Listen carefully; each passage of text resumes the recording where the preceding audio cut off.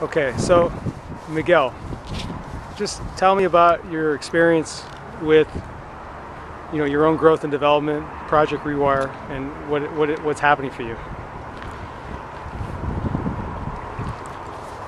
Wow, it's a profound question, because the level and the intensity of the growth that I've gone with Rewire has been incredibly deep.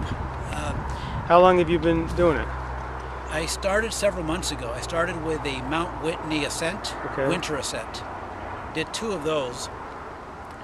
That was interesting because I have never done high altitude above 10,000. Right. And so the Mount Whitney is 14,000, sort of a hiking scramble. Right. And the high elevations, going through the high elevation was it was interesting for me. I've never done that. Okay. Then the rock climbing part is what I consider like super intense. The rock climbing part, that's where I face my fears in a way that I haven't experienced before. So you've had a lot of growth then. A tremendous amount of growth. Actually, I said I haven't before. There's been a few things that I've experienced that are as fear related.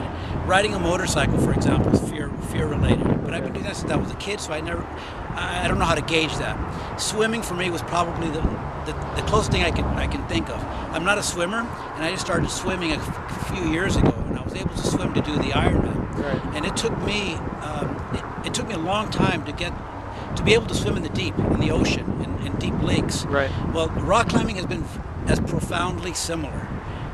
We just climbed a section, I think you call it a 5.9, right, which was super intense, and there were so many moments where I thought, that's it, I'm going to stop right here. I don't think, I'm not going to make it for today, but maybe this is where I get off. And so this thought is going through my head, okay, this is as far as you go rock climbing. And it was talking with you, Tony, going through what it means, how to cope with it, how to deal with your fear, that I started putting a little more perspective on it, and realize how to constructively address my fear issues. Right. Nice. Okay, great.